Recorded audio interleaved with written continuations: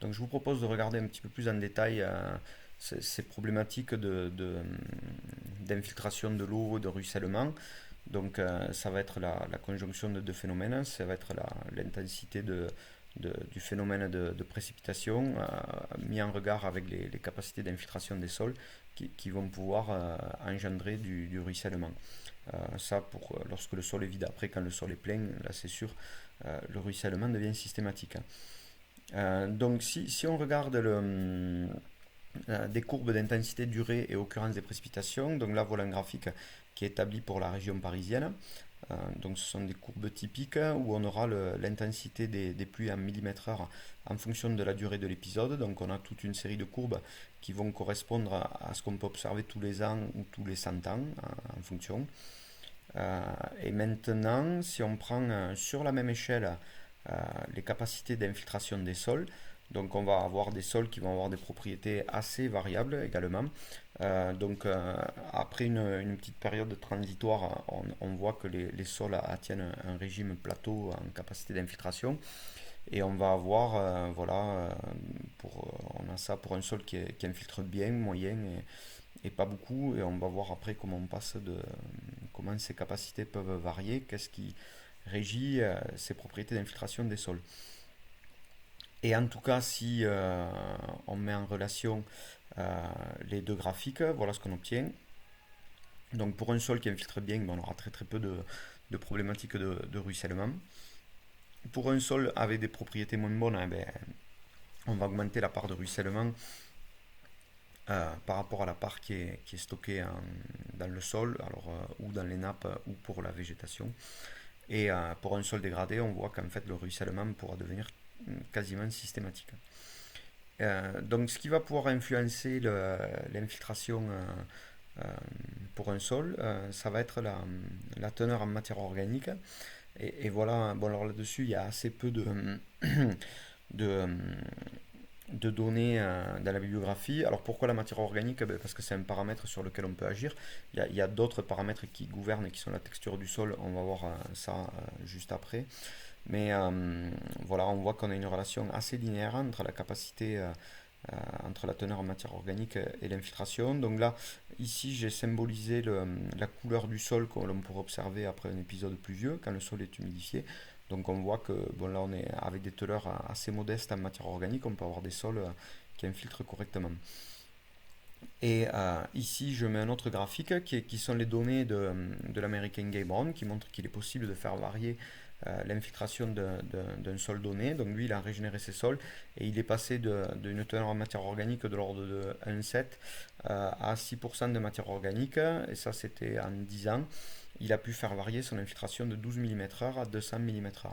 Donc 200 mm/h, ben, on voit que si ces sols étaient situés à la latitude de Paris, il n'y aurait quasiment jamais de problématique de ruissellement chez Gay Brown.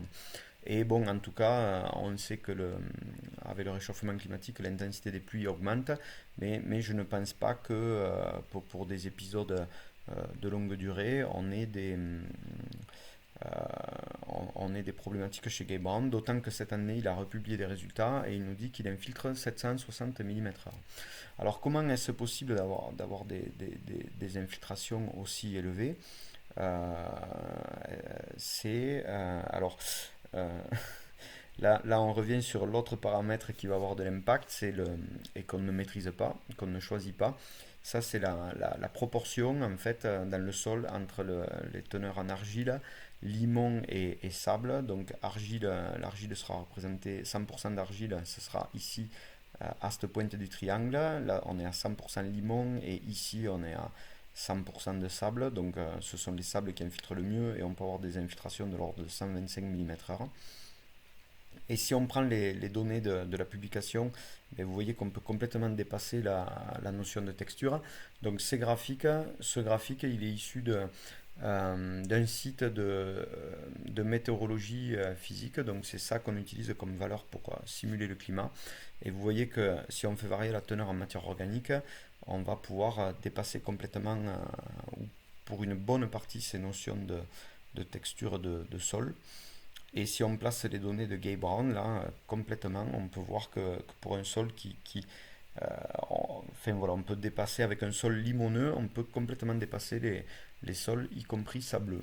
Et si on regarde comment il est possible que Gay Brown atteigne des teneurs, des vitesses d'infiltration aussi élevées, il y a un autre paramètre qu'il faut aller voir, c'est les fonctions biologiques qui vont pouvoir jouer sur l'infiltration. Donc là ici on a un graphique qui est le graphique de corrélation établi par Marcel Boucher, qui était chercheur à l'INRA, et il y a une publication derrière associée à ce graphe, mais malheureusement j'ai pas pu mettre la main dessus. Je n'ai eu que l'extrait d'une vidéo. Mais voilà ce qu'on peut avoir. On voit que quand on a une biomasse de 120 grammes de vers de terre au mètre carré, donc ça fait une tonne de hectare, et bien on a déjà une infiltration de 200 mm/h. Donc déjà on n'aurait pas d'inondation. Donc il faut savoir que les vers de terre, on a beaucoup eu d'érosion sur les populations de vers de terre. Donc on parle de l'érosion des oiseaux où on aurait perdu 30%, des insectes on aura perdu 80%. Pour les vers de terre, l'érosion des populations est largement supérieure, puisqu'une prairie, on admet souvent qu'il y a entre 3 et 5 tonnes de vers de terre à l'hectare, donc 300 à 500 grammes au mètre carré. Et dans un sol cultivé, on va retrouver en labour, on va retrouver des biomasses de l'ordre de 300 kg, une centaine de kilos à l'hectare, donc ce qui est vraiment très très faible. Euh, et donc voilà, si on peut supposer que si on avait du ver de terre partout, on améliorerait énormément les problématiques d'infiltration, puisqu'en fait on va avoir pour un tout petit trou en surface, on va augmenter énormément la surface d'échange, ce qui permet de majorer les infiltrations, et en plus ces trous permettent de franchir les barrières qu'il pourrait y avoir dans le sol liées à la mécanisation. Et il y a un autre phénomène qui est très important, et là aussi les vers de terre vont pouvoir nous protéger de ça, puisque je parlais de barrières. La première barrière qui va exister tout le temps, c'est ce phénomène que montre la photo, c'est-à-dire c'est une réorganisation du sol euh, sous l'action des gouttes de pluie, où on va avoir donc les constituants qui vont se réorganiser, et on va avoir les limons qui vont venir boucher les trous entre les graines de sable, et le phénomène sera, quand il atteindra son paroxysme, c'est lorsque les feuillets d'argile arrivent à se déposer en surface et former une étanchéité avec voilà, quelques feuillets d'argile, comme avec quelques feuilles de papier on pourrait faire une étanchéité, ou avec quelques tuiles. Voilà ce qui peut se passer au niveau des sols, et c'est ce qui fait que quelquefois les sols sont brillants en surface, et c'est souvent ces images que l'on montre pour illustrer le réchauffement climatique. C'est des sols qui ont été battus et où l'eau n'a plus pu réussir à s'infiltrer, et là si dans des champs cultivés on va souvent avoir des infiltrations de l'ordre de 30 à 60 mm/h. Dans un sol battu on va tomber à 1 mm/h. Et si on reprend le diagramme, voilà où vont se placer les niveaux d'infiltration possibles. Donc on est quasiment là sur un triangle marron, quoi. Donc ouais, on a spontanément, pour un même lieu, on va pouvoir diviser par 30 l'infiltration. Et maintenant, si on regarde, donc j'ai parlé de vulnérabilité à la battance.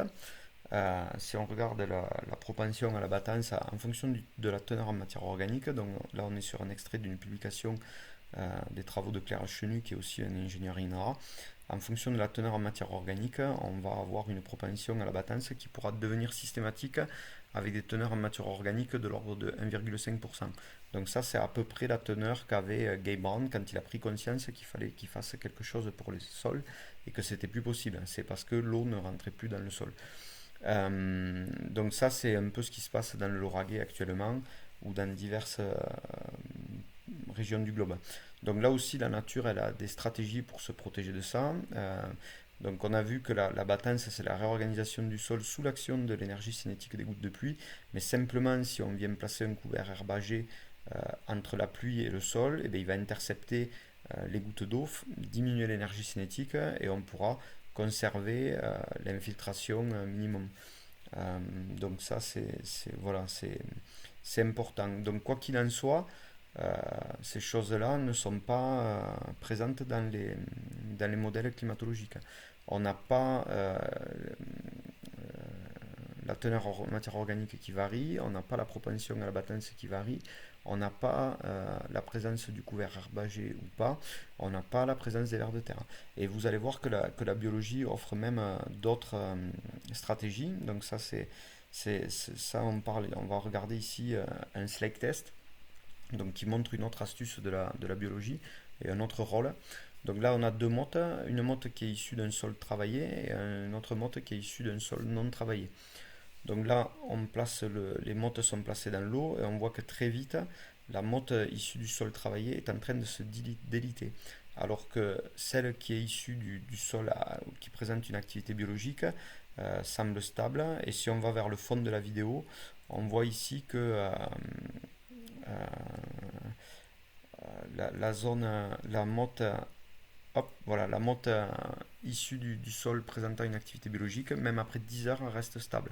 Alors ça, en fait, c'est dû au fait que l'activité biologique fabrique des cols qui vont maintenir les grains dans les positions. Au-delà d'avoir des trous d'infiltration avec les trous de racines ou de vers de terre, on a aussi des fonctions biologiques qui viennent stabiliser les agrégats. Donc ça non plus, ce n'est pas présent dans les simulateurs climatiques.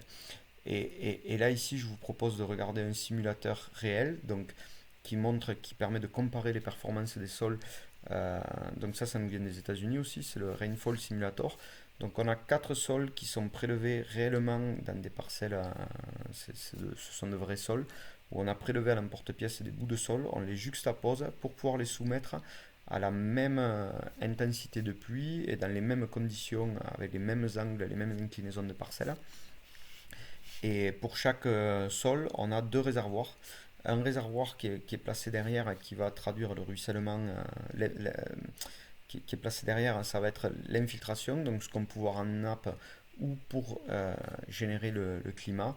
Et devant, on a le réservoir du ruissellement. Donc je vous laisse regarder la vidéo, c'est assez vite, assez rapide. Donc on a un petit pluviomètre pour vérifier que partout on a les échantillons qui prennent la même quantité de pluviométrie. Donc là on a un comparatif et on voit voilà, que pour un épisode pluvieux, on va pouvoir avoir de très très grosses différences. Avec ici un sol travaillé, là ici un sol couvert enherbé, vous voyez que là on aura, c'est l'inverse. Euh, ce qu'on aurait eu en ruissellement, on l'a en infiltration. Et ça montre aussi en général ce qu'on peut faire en mettant en œuvre l'agriculture de conservation des sols ou les prairies. Bon, enfin, je vous invite à regarder les vidéos de Rainfall Simulator qui permettent de monter en réel ce qui se passe. Voilà, merci pour votre attention et j'espère que ça vous aura donné envie de creuser le sujet parce qu'après il y a bien d'autres problématiques qui vont affecter la capacité à générer du climat, puisque là, ce que vous voyez dans les réservoirs, les climatologues parlent de réservoirs climatiques, parce que on peut, et très tôt, les climatologues ont montré que le contenu de ce réservoir était prépondérant pour le climat. L'humidité des sols est le facteur prépondérant du climat. Après, il y a d'autres choses à regarder, de comment on passe du contenu du réservoir à un climat, aux nuages, aux précipitations, aux températures, etc.